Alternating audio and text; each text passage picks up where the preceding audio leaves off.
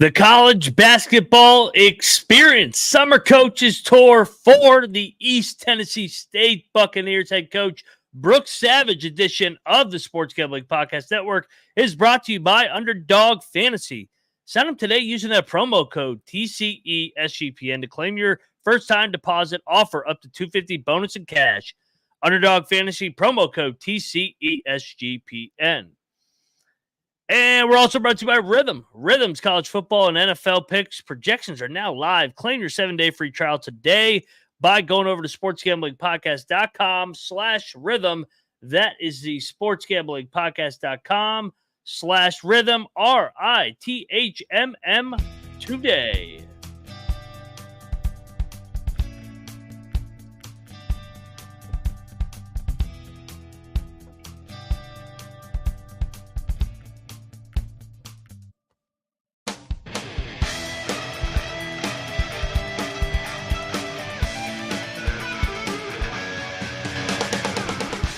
And welcome everybody into the college basketball experience summer coaches tour. We continue on as we go over to the SoCon, one of my favorite leagues. They got one of the best conference tournaments in Asheville every single year. Every game is chaotic, comes down to the wire. Coach Savage was able to get them to the finals.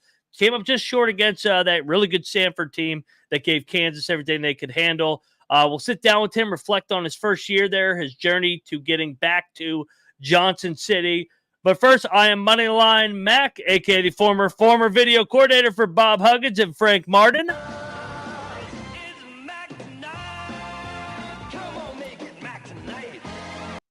Also known as Mac Tonight over here at the College Basketball Experience. And happy Friday, everybody. Happy hour for everybody.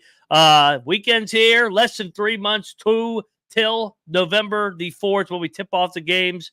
Can't get here soon enough. Go check out all our other coaches series so far this week. We've had 4 guests on. Coach Mincy was on earlier this week. That just happened, so go check out that. We've got a bunch of coaches from the A-Sun starting off in the SoCon now. So we'll get to Coach Savage here in a minute. But first, let's pay some bills because we're brought to you by Underdog Fantasy over here at the College Basketball Experience, and you're going to want to go, streaking, and you can go 11-0, win 100 times what you put in. Sign up today using that promo code right above my head, TCESGPN, to claim your special pick and first-time deposit. Offer up to $250 bonus in cash. Underdog Fantasy promo code TCESGPN. And we're also brought to you by Game Time. If you want to get some East Tennessee State tickets this year, well, then there's no better place to do so than Game Time, and use our promo code CFBX. They got the best, man. Terms apply. Again, create an account, redeem code CFBX. Download that Game Time app today. Last minute tickets, lowest price guaranteed. Back here on the College Basketball Experience. And further ado, everybody, let's get right into it. Out of the SoCon, the head coach of the East Tennessee State Buccaneers, Coach Brooks Savage. And we continue our summer coaches tour on the College Basketball Experience with the head coach of the East Tennessee State Buccaneers, Coach Brooks Savage. Coach, how are you doing? Hey, how are you, Ryan? Thanks for having me on, man. I appreciate it. Congrats on a great first year. Just fill everybody in what you guys been up to since the end of the season a couple months ago. So, man, we hit as soon as we got done, losing in the championship game to a great Sanford team that represented our league extraordinarily well. They were a block shot call away from maybe pulling that thing off. We hit recruiting right away. The first big thing is retention has always been huge, but even more so nowadays. So we wanted to try and keep as many of those guys as we could. And Ryan, we actually lost the least amount of production, points and minutes of anybody in our league. And so we return, a lot of really good players, Jaden Seymour, Kimari Peterson, Karan Boyd, a couple freshmen that played for us last year, and Makai Johnson and Gabe Sisk and Alan Struthers, DJ Hughes. So we got some guys back, which was good. But we hit the recruiting trail hard and signed a class of 5 guys, 4 transfers and a high school player. and really pleased with how that turned out. And so we just got done yesterday with our 8 weeks in the summer and finished it off with a scrimmage with referees, and so really productive summer. I like our group a lot, and looking forward to getting them back here in the fall. Yeah, it's gonna be fun to watch you guys in year 2 in the SoCon. But Coach Savage, let me ask you this. Let's rewind. We'll talk about your current team here in a little bit. We share a similar bond. I was a manager at West Virginia. You were a manager at Tennessee under Coach Pearl. Just talk about your days, your early days of this business, when you knew you wanted to get into it, and just how you learned the ins and outs of the business, being a manager, then a GA at Tennessee for such a great program and staff. Yeah, that's a great question, and obviously we share a lot of similar experiences, and I wouldn't trade that time for anything. It's not always the most glamorous job, but I think it really has paid off for me along the way, just in terms of being able to start on the ground floor of a program at the time that was struggling, and watch Coach Pearl and that staff make Tennessee into one of the premier programs in the country. And I think 3 years of him being there, he had us ranked number 1 in the country, beating Memphis in the 1-2 game, 2008, Sweet 16s, SEC championship, Elite 8 in 2010, which was my last year there as a grad assistant. And so for me, a lot of my basketball philosophy and a lot of the things that I do, I probably learned very early in my career, come from Coach Pearl, and just the way he was with the players, how he organized the program, the mindset and the attitude that he took towards the program. That experience was invaluable, because at the time when I was 20 years old, I had dreamed of one day leading a program and having to do that very thing of turning it around and getting it to where everybody wanted it to be. And so that was the blueprint right there. And so very fortunate to have had that experience as a manager. But it prepares you to do every job, and it prepares you for the next job. And so you get to do everything, and from getting coffee and sweeping the floor to working players out, helping with learning scouting, learning recruiting, all of it. So just really lucky to have had that experience. And from there, you speaking of doing all the different jobs, wearing all different hats, you go the JUCO route. I always say this on our show: the best coaches at least have a stop at the junior college level, just to learn the ins and outs of that. Talk about your experience at Northwest Florida State with Coach Forbes, who's, I know, such a great mentor of yours. Yeah, I wouldn't be here without Coach Forbes, and so I was at Tennessee, left in 2010. Quick stop in between there at Tulane with Ed Conroy. I was a video guy, but man, I was itching to coach. These young guys today, they don't know how good they have it, man. These extra couple spots, they're able to get on the floor. Now they're able to be on the road. Being one of the 3, back in the day, I don't know if I'm quite old enough to say that, but being one of the 3 was hard to get. And so, a lot of us had to go junior college to get the experience in recruiting and coaching. And so I had the itch. I wanted to coach after that year at Tulane. So I went with Coach Forbes to Northwest Florida. Man, again, it was kind of like the manager experience and being a GA, because it was unpaid. I lived in the apartments with the players, which is a whole different experience. But you have to do everything. You're running study hall, you're coaching, you're recruiting, you're taping ankles, driving the van, doing the laundry. And so it was, you just always try to be a guy that does whatever needs to be done, whatever it takes to help the program run and be successful. And so, but a great experience. We had an unbelievable team, lost in the national championship game.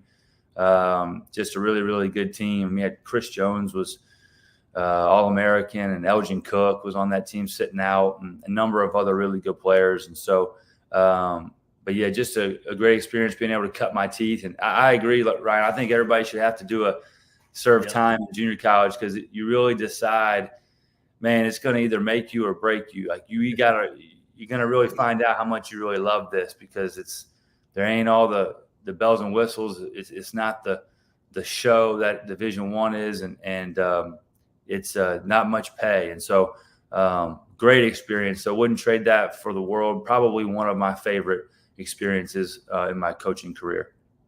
Absolutely agree. And so you pay your dues, then you go to Presbyterian, then Chattanooga, then you relink with Coach Forbes at where you're at right now, Johnson City, East Tennessee State. You guys have a hell of a run during that time, those 5 years. You get to an NCAA tournament. Your best team was unfortunately the year where the tournament got canceled. Just talk about building that program up, and then the transition of going to Wake and building that up to where you guys took over when the program was not in a good state down there in Winston-Salem. Right. Yeah. When we got here in 2015 to East Tennessee State for the first time, coming off about a 500 season, they were just okay. But there were some good players in the program. DeSante Bradford, who we just saw in the TBT, was a young player, would go on to be Conference Player of the Year. AJ Merriweather, Isaac Banks. There were some pieces to work with, and we certainly brought in some of our own, and together we were able to get off to a really fast start. We lost in the championship game that year, much like we did this year. And then we had a couple guys, Tevin Glass, Hunter Perea, were sitting out, and we again had retention in year 2, and were able to make a big jump and go win it. I think we won 27 games in 2017, and then that last year. It was, I don't know if that's something that you ever get over, because we had won 12 in a row. We were rocking and won 30 games. And I think we had a top 40 net. Like, we had a chance to make a little noise, but yeah, just an incredible run. We won 130 games in 5 years, played for the championship 4 out of 5 years. And so just a really good run. And then going to Wake Forest, such an unusual time and a unique time getting there. Coach Forbes didn't get the job until right at the end of April. It was COVID, so it was really late. We won 6 games that first year. But again, we got recruiting, and we were able to bring in a number of really good players, and keep a few of the ones that we liked from the year before. We had Linus Williams coming in, Jake LaRavia, some other guys that we were able to get off the mat and get Wake Forest back in the mix in the ACC, and I think that's carried on, for years after that, and I think they're gonna have a really good team this year.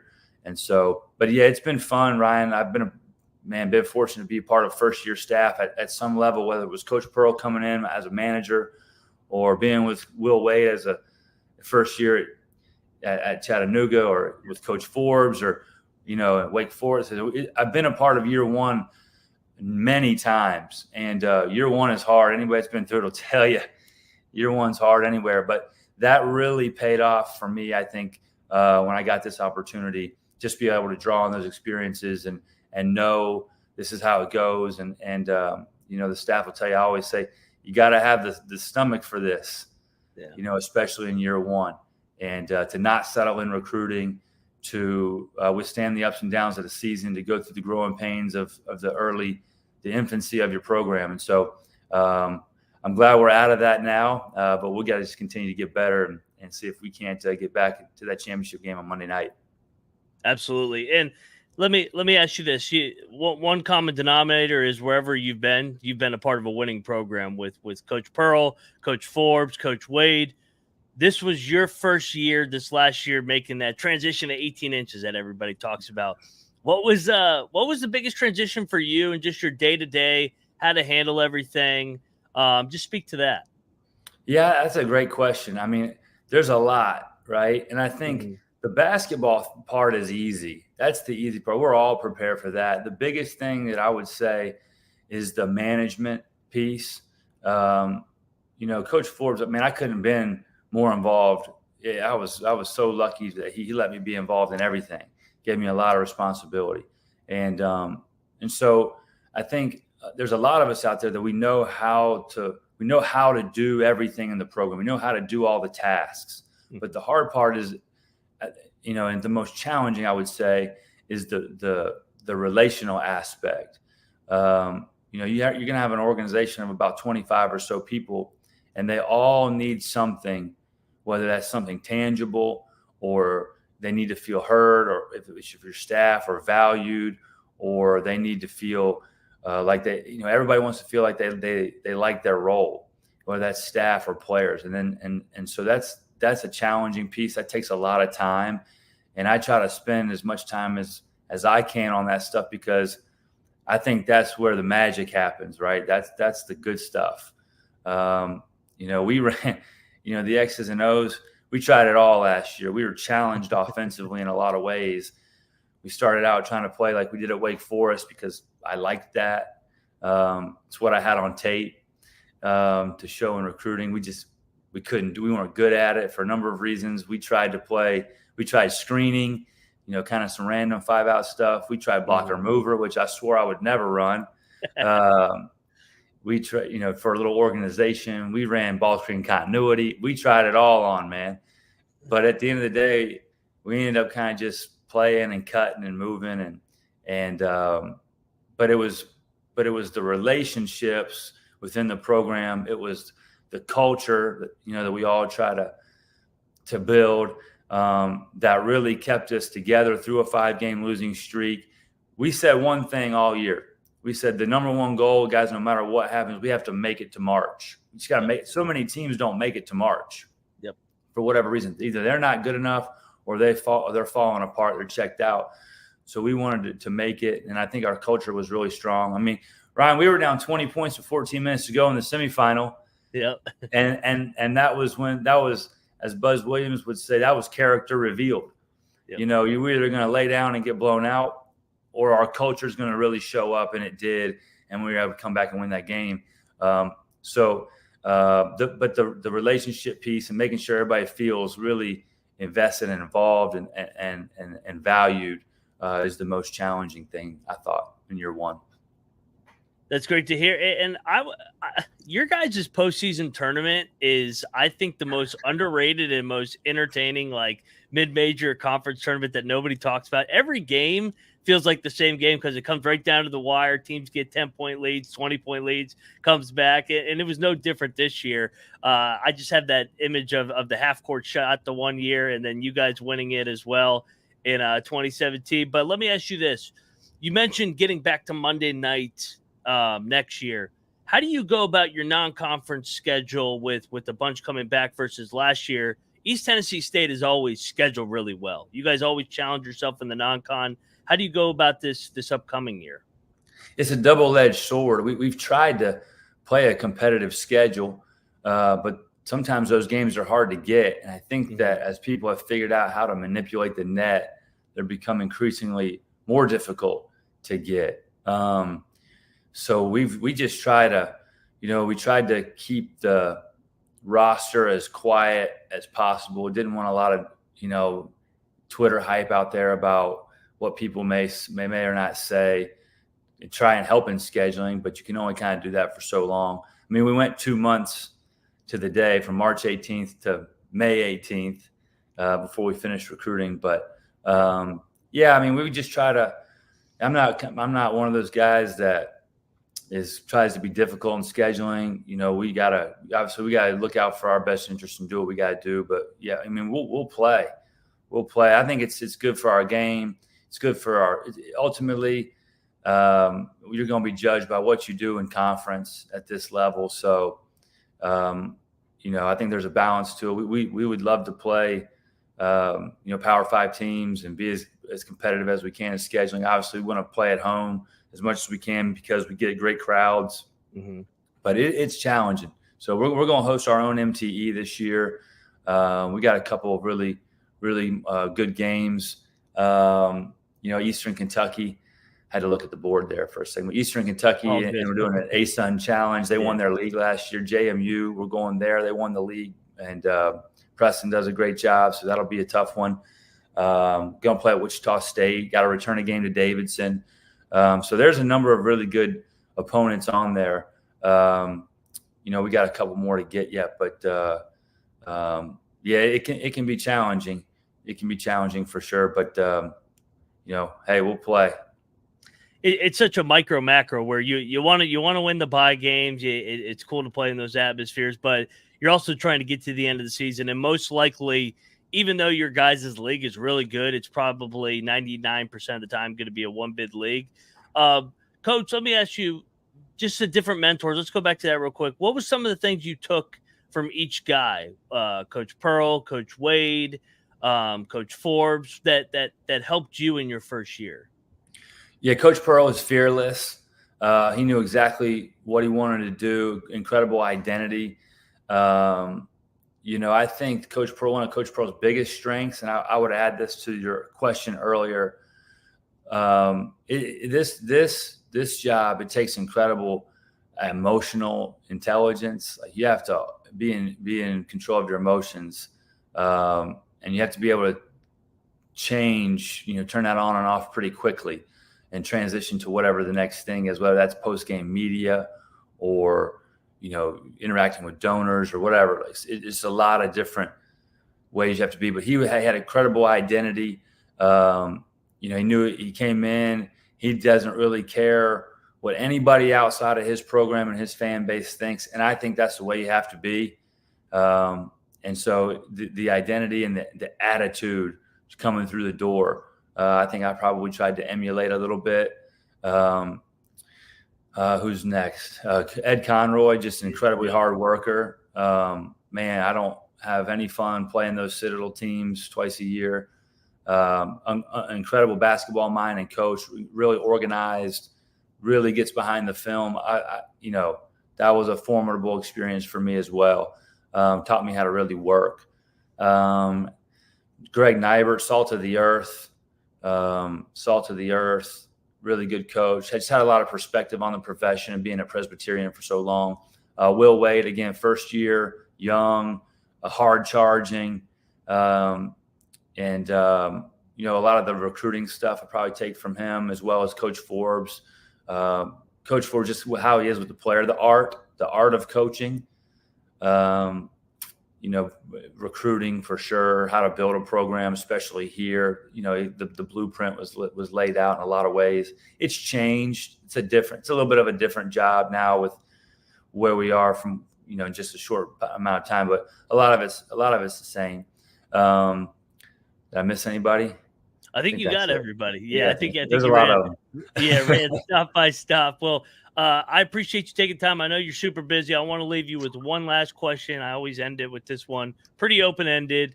Year 2 of the Brooks Savage era in Johnson City. You guys got to Monday night last year as you try and knock down the door against those great programs in that league, Furman, Greensboro, Chattanooga, Samford. What's your message to the East Tennessee State Buccaneer fan base? Yeah, I think we'll be a lot different. We'll be a lot different. Last year, we were trying to grind it out and, try to keep you under 70. We'll be able to play offense this year. We have a much more talented group. We have a really good front court, probably one of the best in the league. The guys we got coming in with the guys we got coming back, they mesh really well together. We're going to be deep. We're going to play a lot faster. We'll be able to play offense, which is always more fun to watch. Kimari Peterson has had a phenomenal summer. I think his assist turnover ratio is like 40-4. Yeah. So he's been really good. We're going to be a better shooting team, but we will still have that same edge and energy on the defensive end. And so I think it'll be exciting. We got a good schedule that we're getting finished up here. So, I like where we're at here on August the 8th.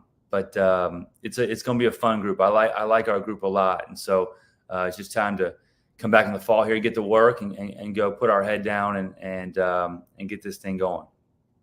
Absolutely. Can't wait. Can't wait for the SoCon. Can't wait for ETSU next year. Coach, thank you for stopping by the College Basketball Experience. Best of luck in year number 2, and we look forward to having you back on. Ryan, you're the man. Appreciate you, bud. Appreciate it, Coach. See you. Coach Brooks Savage of the East Tennessee State Buccaneers. You can sense it, man. He likes his team coming into this next year. They got a good schedule. Finished 19-16 last year, 8-10 in SoCon. But as you guys know, following them all year long, they hit their stride in mid-February, and that's why they were able to go on a run in that conference tournament, get to the finals, and give Samford everything they could handle. He mentioned that they were down 20 to Chattanooga in that semifinal, grinded that thing out. A lot of teams would have just laid down and quit. So I'm looking forward to seeing the jumps that they make in year number 2. You saw it with Steve Forbes when he was there as an assistant. The jump they made from year 1 to year 2 and then to year 3. They built it the right way. He's been a part of that program, and he's just a really good coach, and he's got this program headed into the right direction. They've won a lot there, and he's been a part of it. So Johnson City, East Tennessee State, got to get to a game this year. Not too far from me. I'm definitely going to make sure I check out the Buccaneers in the SoCon. Real quick, before we get up on out of here, we got to talk about rhythm. Football season is here. Sorry, can't talk. College football and the NFL. So make sure you got your models ready to rock and roll with the scientists. Got you covered. NFL Week 1 and college football Week 0, 2 weeks from tomorrow. Love rhythm. Claim your 7-day free trial today by going over to sportsgamblingpodcast.com/rhythm. That is the sportsgamblingpodcast.com/RITHMM today. And we're also brought to you by Circa Survivor and Circa Millions. They're giving away $16 million in guaranteed prizes. If you don't got your trip booked to Vegas for the big contest weekend and 2 weekends, well, here's something that can help you out a little financially. You save you 15% off your hotel room with the sign-up weekend, August 22 through 24. The greatest sports book in the world. Go join Ryan and Sean, and you can do it in person, or you can participate in the proxy from anywhere. Go over to proxy.football.contest to save you $50 off with promo code SGP. Back here on the College Basketball Experience, talking Coach Savage over there at East Tennessee State. Like I said, guys, go check out all the other coaching interviews that we've got so far this offseason.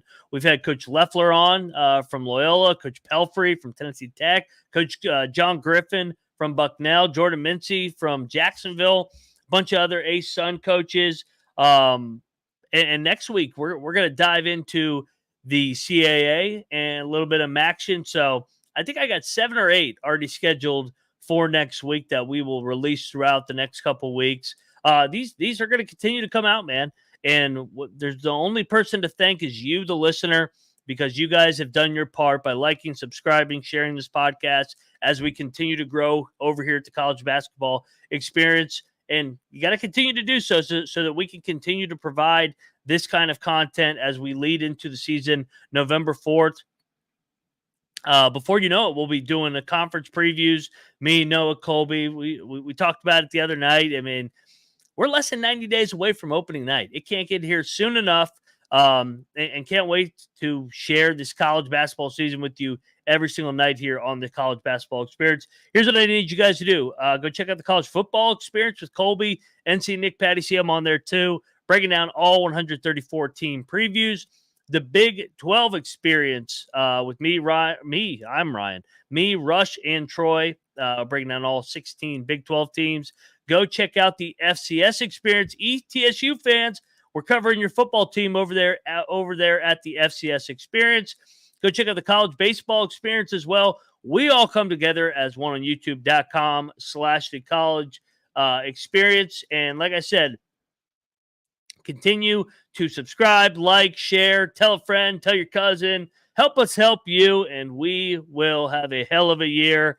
That's all I got. Friday, August the 9th. Let's get out of here. Have a hell of a weekend. Cheers, everybody.